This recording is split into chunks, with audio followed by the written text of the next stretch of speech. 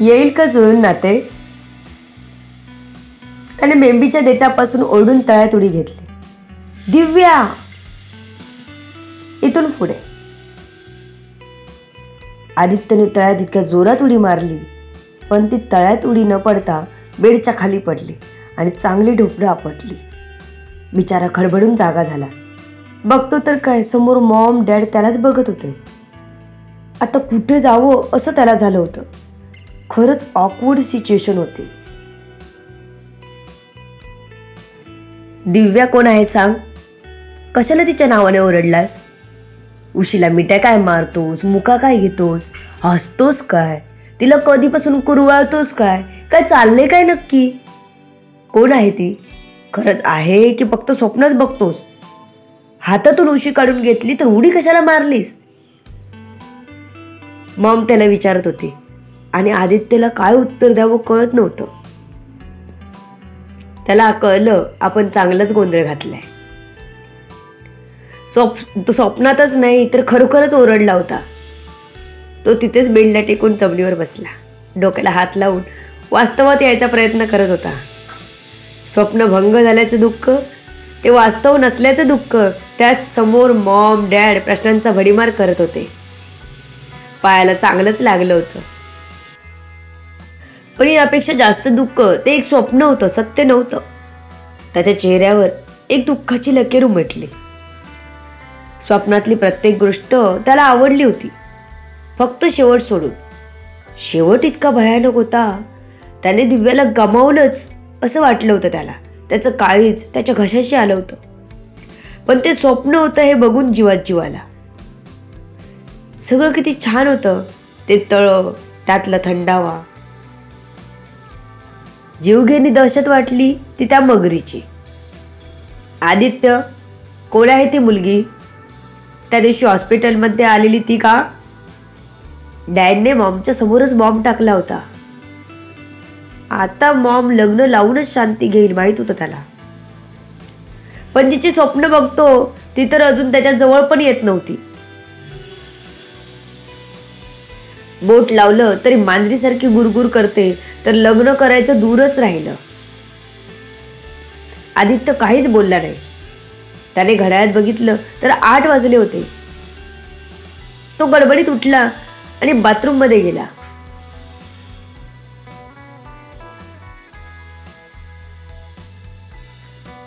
काय हो माझ्या आदित्यला झालं? प्रेमात पडला का हो? आदित्यच्या मॉमने डॅडला विचारलं. काय माहीत, तुमच्या चिरंजीवानाच विचारा, डॅड म्हणाले आणि आपल्या रूममध्ये गेले. खरं तर मॉम आदित्यला उठवायला आलेली, कारण एवढ्या उशिरापर्यंत तो कधीच झोपत नसे. पण तो गालत हसत होता. उशीला हातात पकडलं होतं, तोंडात पुटपुटणं चालू होतं. त्याचे ते कारनामे बघून आदित्यच्या मॉमनी नीतानी आदित्यचे डॅड प्रकाशला बोलावून आणलं. त्यानंतर गेला अर्धा तास ते दोघंही आदित्यचं एक पात्री नाटक बघत होते. प्रकाशने त्याचा एक व्हिडिओ बनवला. शेवटी मॉमलाच राहवलं नाही. त्यांनी ती उशीच काढून घेतली आणि त्याला आवाज दिला. पण तेव्हा तर हासबास नसताना त्याने सरळ उडीच मारली खाली आणि त्याच घाबरल्या. पण त्यांना समजलं होतं आदित्यच्या आयुष्यात कोणीतरी आहे. प्रकाशने पण बोलले हॉस्पिटलला भेटायला आलेली. त्या काही आता आदित्यला सोडत नसतात. आदित्य शॉवर खाली उभा राहिला तरी तिचे ते हास्य आणि तिचा तो हात जात नव्हता मनातून. I love her so much, तो तोंडात पुटपुटला. दिवा, ये ग माझ्या आयुष्यात, मी अधुरा आहे तुझ्याशिवाय. I can't live without you. स्वप्नात किती लाडीकपणे बोलत होतीस, सत्यात मात्र त्याच्या विरुद्ध आहेस. स्वप्नात साखरेचा पाक होतीस, सत्यात मात्र तिखट मिरची. तो स्वतःच तिची तुलना स्वप्न आणि सत्य यात करत होता. त्याच्या मेंदूने त्याला जी अपेक्षित होती त्याची छबी त्याच्या डोक्यात तयार केली होती आणि तेच स्वप्नात तो बघत होता, पण वास्तव विस्तव होता. तो तयार होऊन बाहेर आला तर मॉम हॉलमध्येच त्याची वाट बघत होती. आता तिला फेस करायचं नव्हतं त्याला. तिचे प्रश्न संपणार नव्हते. एकतर बेडवरून उडी मारल्यामुळे त्याला कसं तरीच वाटत होतं. ती सिच्युएशन आठवून त्याला ऑकवर्ड वाटत होतं. तो लगेच आपल्या रूममध्ये गेला. मॉम आता काय करू? आपणच केलेल्या गुंत्यात आपणच अडकायचं. आदित्य अगदी वैतागला होता. मॉमला चकवा कसा द्यायचा हाच विचार करत होता तो. त्याने एका स्टाफला वर बोलावून घेतलं. मॉमला काहीतरी कारण काढून किचनमध्ये बोलवा. मला हॉलमधून जाताना मॉम दिसायला नको. स्टाफला आपल्या मालकाची आज्ञा पाळावीच लागणार होती. मॅम, मला हे कसं पाहिजे तुम्हाला सांगायला. त्या स्टाफने नीतानं किचनमध्ये बोलावून घेतलं. आदित्यने लगेच कल्टी मारली. ड्रायव्हरला बोलावून तो लगेच गाडीतून ऑफिसला पोहोचला. इकडे आदित्यची मॉम त्याची वाट बघत होती.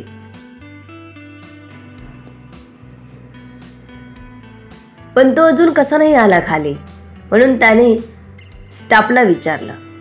त्या स्टाफने तो मगाशीच गेल्याचं सांगितलं. त्या आदित्यच्या डॅडकडे गेल्या. नीताना घाई झाली होती जाणून घ्यायची, ही दिव्या कोण? तशीच चांगली मुलगी असली तर आपण आदित्यचं लावूनच देऊ लागलं, ह्याच विचारात होती ती. त्यांना आठवलं आदित्यच्या डॅडने तिला पाहिलं होतं. ते विचारत होतं त्या आदित्यला. ती भेटायला आली होती म्हणाले होते. मनाशीच बोलत नीता प्रकाश जवळ आले. अहो ऐकताय ना? नीता म्हणाली. बोल, ऐकतोय. अजून तरी कान शाबूत आहे, प्रकाश म्हणाले. आदित्यला कोण मुलगी आलेली भेटायला सांगाल का मला? तुम्हाला माहित आहे ना? नीताने विचारलं. अगं हॉस्पिटलमध्ये दोघी आलेल्या. शिवच्या मैत्रिणी होत्या दोघी. त्यातली कुठची माहीत नाही, प्रकाश म्हणाले. म्हणजे त्याला मगाशी डायरेक्ट विचारत होता ते? नीताने विचारले. तो तुक्का लावत होतो, लागला तर लागला नाही, प्रकाश म्हणाले. नीताने डोक्यालाच हात लावला. तुम्ही पण तसले आणि पोरगा पण तसलाच. काही खरं नाही सांगत म्हणत त्या रागवत तिथून बाहेर पडल्या. जाऊ दे, मी त्यालाच फोन करते म्हणत त्याने आदित्यला फोन लावला. करत तो ऑफिसमध्ये आला. खुर्चीत बसून तो विचारच करत होता. शिव त्याच्या ऑफिसमध्ये आला तरी त्याचा लक्ष नव्हता. शिव त्याला कामाचं सांगत होता, पण आदित्यचं लक्ष नव्हतं. सर, मिस्टर श्रीवास्तव सोबत मीटिंग कधी ठेवता येईल ते कॉल करत होते. आदित्यने काहीच उत्तर दिलं नाही. सर सर, शिवने दोनदा आवाज दिला तेव्हा आदित्य शिवकडे बघू लागला. सर, काही झालंय का? शिवने काळजीने विचारलं. आदित्य उत्तर द्यायच्या आधीच आदित्यचा फोन वाजला. तसा शिव केबिनमधून बाहेर गेला. आदित्यने बघितलं तर मॉमचा होता फोन. नाही, तो अजिबात उचलणार नव्हता. नाहीतर दिव्याची चौकशी केल्याशिवाय राहणार नव्हती ती. तिची कुंडली काढल्याशिवाय तसंही ती राहणार नव्हती. निदान आता तरी तो काहीच सांगायच्या मूडमध्ये नव्हता. 2-3 रिंग झाल्या तरी त्याने कॉल उचलला नाही. त्यांना कळना हा का उचलत नाही कॉल. त्यांना काळजी वाटू लागली. त्यांनी शिवला फोन करायचं ठरवलं. शिवला फोन करताच पहिल्या रिंगला कॉल उचलला. ह्याच्याकडून आदित्यने काहीतरी शिकायला हवं. मग कसा पहिल्या रिंगला कॉल उचलला. हॅलो, शिव म्हणाला. काय रे, बॉसला कुठे ठेवतोस रे बिझी? कॉल नाही उचलत माझा, नीता म्हणाली. तसा शिव विचारात पडला. बॉस मॅमचा कॉल का नाही उचलत? त्याला जरा फोन दे, नीता पुन्हा म्हणाले. हो हो देतो मॅम, म्हणत शिवने केबिनचा दरवाजा उघडला. सर मॅमचा फोन आहे, तुम्ही उचलत नाही म्हणाल्या. असं म्हणून शिवने फोन आदित्यकडे केला. मी बिझी आहे, तिला सांग मी नंतर कॉल करतो. आदित्यने फोन हातात न घेताच सांगितलं. शिवला आश्चर्य वाटलं.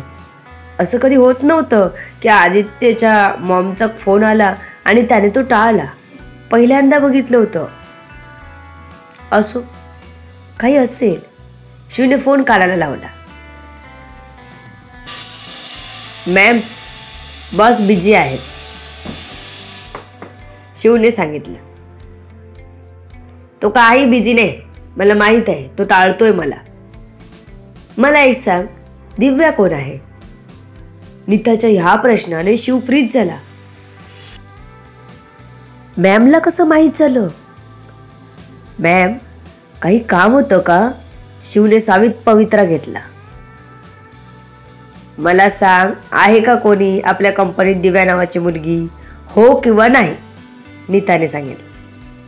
मॅम नाही, होती पण सोडलाय जॉब तिने, शिवने सांगितलं.